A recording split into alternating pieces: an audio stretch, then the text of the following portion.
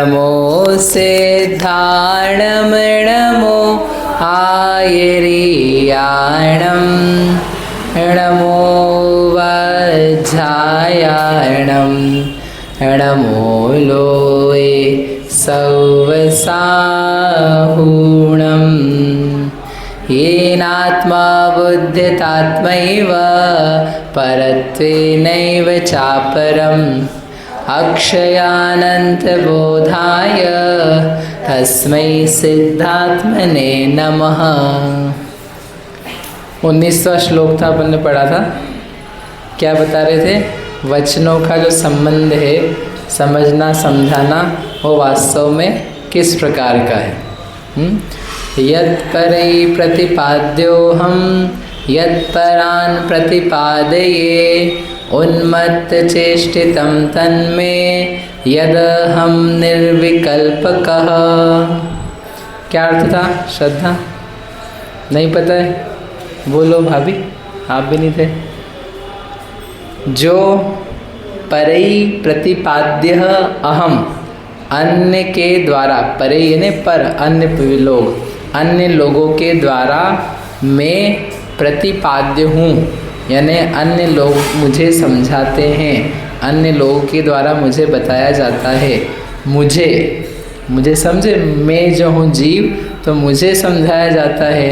और जो परान प्रतिपादये, अन्य लोगों को मैं समझाता हूँ। पर हैं जो परान, अन्य लोगों को, प्रतिपादये अहम, मैं प्रतिपादन करता हूँ, मतलब मैं समझाता हूँ और मैं अन्य के द्वारा समझता हूँ, अन्य लोग मुझे समझाते हैं। इस प्रकार का ये जो व्यवहार है, भाव है, तो ये सही है कि नहीं? अपन एक दूसरे को समझाते हैं कि नहीं? समझाते हैं ना, तो इसमें कुछ गलत है क्या? क्या गलत है इसमें?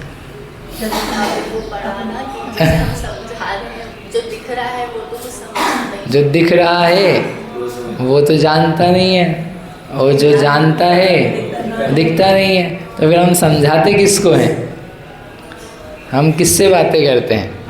अपने को पता ही नहीं अपन किससे बातें कर रहे हैं। अपन कभी ऐसा सोचते हैं, चलो आप ये कह सकते हो कि नहीं ऐसा थोड़ी ना, जीव रहता है, जीव में अंदर आत्मा है, ज्ञान है, उससे हमारा व्यवहार है। तो अपन कभी ऐसा सोचते हैं ये एक व्यक्ति है, इस व्यक्ति के भीतर आत्मा है, उस आत्मा से मैं बात कर रहा हूँ, ऐसा किसी को ध्यान जाता है? विकल्प विचार जीवन में कभी इतने दिन हो गए कि नहीं, ये तो ढांचा है, ये ढांचा कुछ भी नहीं जानता है। इस ढांचे के भीतर एक वास्तव में एक आत्मा है, अच्छी आत्मा है, उस आत्मा को ज्ञान हो रहा है, उस आत्मा से मैं बात कर रहा हूँ। कभी आपको चला गया मैं किससे बातें कर रहा हूँ? आत्मा से बातें कर रहा हूँ, तो आपको खुद को डर लगने लग जाए, मैं आत्मा से बातें कर रहा हूँ। नहीं, मैं तो मनुष्यों से ही करता हूँ, मेरे को आत्मा से बात नहीं करनी। आत्मा फंस गई गलत जगह तो गलत गड़बड़ हो जाएगा। मतलब हमको ये लगता रहता है, इसके पहले भी श्लोक अपन पढ़ चुके, करीब 10वां 11वां 12वां था, कि ये व्यक्ति नारक देहस्थम आत्मा, उसको देख करके नारकम मन्यन्ते, जो नारक के शरीर में, मनुष्य के शरीर में स्थित आत्मा है, उसको मनुष्य ही मानता है। पढ़ा था ना, 8वां 9वां श्लोक था। और तिर्यंच के, देव के, जिसके शरीर में जो आत्मा, उसको देख करके वो उसको शरीर ही मानता है, और अपने को भी वैसे ही मानता है। तो ये विकल्प, ये विचार नहीं आता है कि यहाँ पर एक आत्मा है, इस आत्मा से कुछ अपन बात करने का, समझने का, समझाने का कुछ व्यवहार कर रहे हैं, ऐसा नहीं आता है किसी को भी।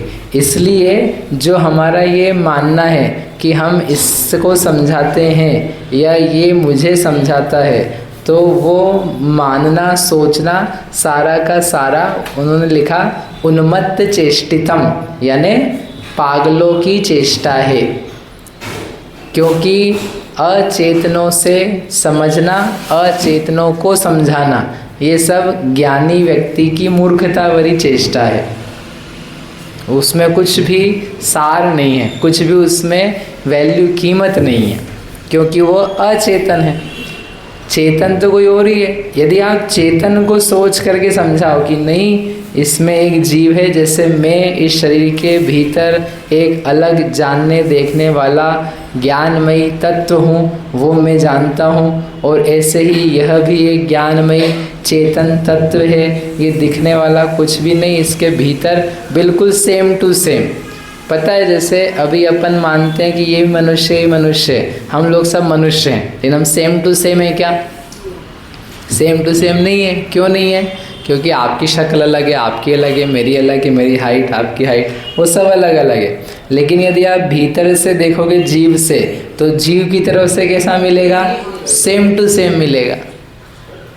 सेम टू सेम मिलेगा, मतलब वही उतने ही प्रदेश वाला एक जो चैतन्य पिंड है, उतनी ही शक्ति वाला, उतनी ही सामर्थ्य वाला, बिल्कुल समान, उसमें कुछ भी अंतर आने वाला नहीं। तो भीतर से जो ये जानने लग जाए कि मैं जैसे इस डब्बे के भीतर एक हूँ, वैसे ये भी एक डब्बे के भीतर जीव है, तो हम उससे बातें कर रहे हैं।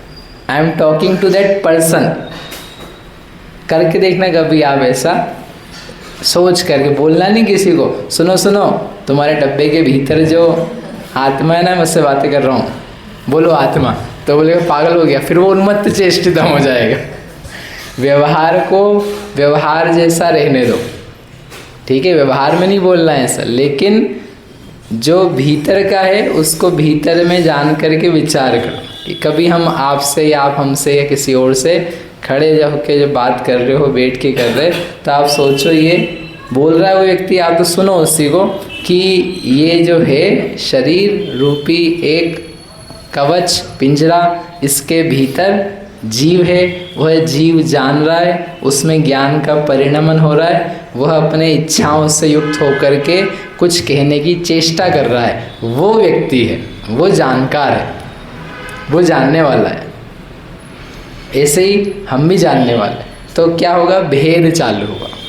इसलिए वो कह रहे ये नहीं होता ना तुम्हें, ये नहीं करते हम, इसलिए पर को प्रतिपादन करना और पर के द्वारा प्रतिपादित होना, समझना, ये सब उन्मत्त चेष्टा है। क्योंकि यत अहम निर्विकल्पकः, क्योंकि इन वचनों के द्वारा मुझको लपेटा नहीं जा सकता है। वचन जाल में लेत न फांसी, वचनों के जाल में इस आत्मा को नहीं फंसाया जा सकता है। सिद्ध चक्र की जयमाला का शब्द है ये, वचन जाल में लेत न फांसी, वचनों के जाल में इस आत्म तत्व को, सिद्ध भगवान को या किसी संसारी आत्मा को फंसाया नहीं जा सकता है, लपेटा नहीं जा सकता है, बांधा नहीं जा सकता है, क्योंकि यह आत्मा शब्द से शून्य है। आत्मा में कितने शब्द हैं? आत्मा में कितने शब्द हैं और शब्द में कितनी आत्मा है? इन शब्दों में आत्मा, किसी की भी आत्मा, मेरी या आपकी या सुनने वाले की, किसी की भी आत्मा कितनी है? 0। शब्द में आत्मा 0, और आत्मा में शब्द, आत्मा है अपन, उसमें शब्द, शब्दों की बाढ़ आ रही है, लोग बोले जा रहे हैं, तो वो शब्दों की जो बाढ़ है, तो वो घुस करके छलनी छलनी कर दी आत्मा को, तो घुस गए शब्द। आत्मा में शब्द कितने? 0। तो कह रहे हैं जब दोनों ही एक दूसरे में 0 हैं, तो मैं निर्विकल्पक वचन से रहित हूँ, तो फिर ये शब्द से अपना काम क्या बने? लोग क्या समझे और हम क्या समझा? समझ में आया? इसलिए सब चेष्टा जो है, मतलब बहुत ही गहरा शब्द है, उन्होंने लिखा उन्मत्त चेष्टितम, उन्मत्तों की चेष्टा है, पागलपन। इसलिए हम ज़्यादातर मौन रहते हैं, ऐसा आचार्य कहते हैं। हम वचन गुप्ती का पालन करते हैं, असत्य तो कहते ही नहीं हैं, लेकिन कहने में ही हमको कष्ट है। क्यों बोलें, क्या बोलें, किससे बोलें, किस कारण से बोलें, कोई पर्पज़ ही नहीं। समझाना, समस्या कहाँ है? लोग समझते ही कहाँ हैं, समझदार ही नहीं हो पाते। हम, किसी ने अपने ऊपर इल्ज़ाम लगाया, इल्ज़ाम है तो वो इल्ज़ाम अपने तक आता ही नहीं है, वो घूमता रहता है बाहर। उसको पहले से निर्णय है, तो वो निर्णय है तो उस व्यक्ति को क्या बताया जाए? सेठ सुदर्शन की कथा सुनी? नहीं सुनी तो घर जाके सुनो। तो वो लास्ट का उसमें बड़ा एक लेकिन प्रसंग है जो हमको कई दिनों तक वो ऐसा लगता था ऐसा क्यों। वो उसको सेठ जी को पकड़ लिया और राजा के सामने लिया है, और राजा के सामने राजा ने कहा, अरे तुमने गलत किया है, तुमने हमारी रानी के साथ में दुर्व्यवहार किया है, तुम बहुत ही खोटे पुरुष हो, ऐसे करके गुस्से में उन्होंने बोला। तो सेठ जी ने क्या उत्तर दिया? सेठ जी को सभा में ला करके खड़ा कर दिया, उनके राजमहल से मिले थे वो, रात्रि भर वहीं थे और सुबह वहीं पे, फिर वो कुछ हुआ नहीं तो वो पकड़ करके सैनिकों को बुला करके उनको ले गए। तो सेठ जी के ऊपर इल्ज़ाम लगाया, ठीक है। तो सेठ जी ने क्या बोला? सेठ जी ने क्या उत्तर दिया है? कुछ भी नहीं बोला, सेठ जी चुपचाप रहे। तो हम ये सोचते रहे कि सेठ जी चुपचाप क्यों रहे, बोलना चाहिए। सेठ जी ने कुछ किया नहीं है, गलती रानी की है, रानी ने सारा कार्यक्रम करा था षड्यंत्र बना करके, तो सेठ जी को जवाब देना चाहिए कि भाई हम तो निर्दोष हैं। ऐसे ही वारिसेन मुनिराज नहीं गृहस्थी थे, तो चोर ने हार फेंक दिया, सैनिकों ने पकड़ लिया, उनके पिताजी सैनिक, उन्होंने पूछा, पकड़ लिया जब, ये क्या है, तुमने चोरी क्यों करी है, जवाब दो। तो वो चुप, कुछ नहीं, कोई जवाब नहीं। तो हम सोचते थे कि इनको जवाब क्यों नहीं देते ये लोग, जवाब देना चाहिए ना। अभी पकड़ लिया तुमको, अब गलत जगह पकड़ा है तो यू नीड टू आंसर, आपको अपनी सफाई में कुछ कहो।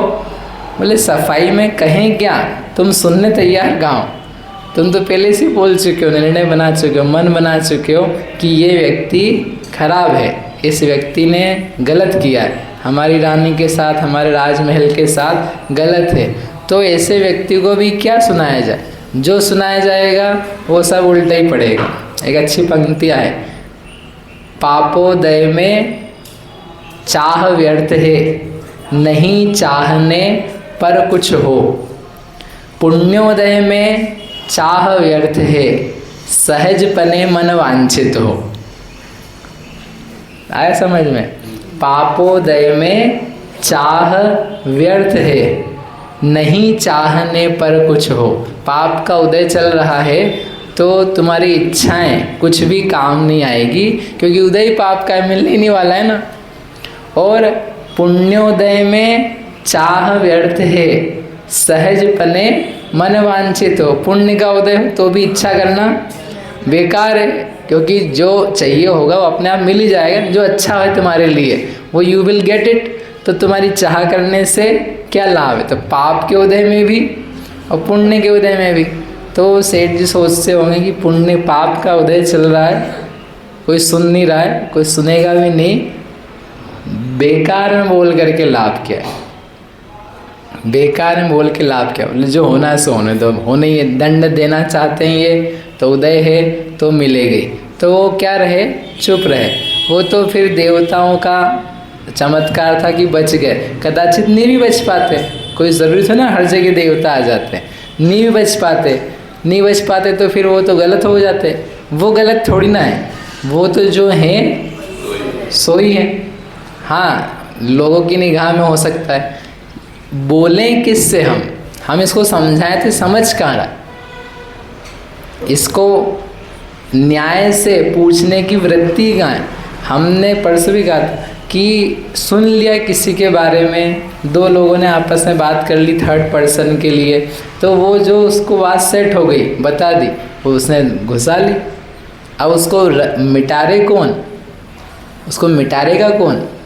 उस व्यक्ति को तो पता भी नहीं। अपन कितने लोगों के बारे में धारणा बनाते हैं, धारणा बना करके अब वो व्यक्ति से तो अपन मिलने ही नहीं है, तो अपन वैसी धारणा बना करके खराब है, दुष्ट है, ठीक नहीं है। अनेकों स्कूल के बारे में अपन ने सुना, बच्चे को एडमिशन कराना एक में ही है, लेकिन बाकी सब स्कूल के बारे में अपन ने सुन लिया, तो अपन ने धारणा कैसी बना ली? ऐसे ही है।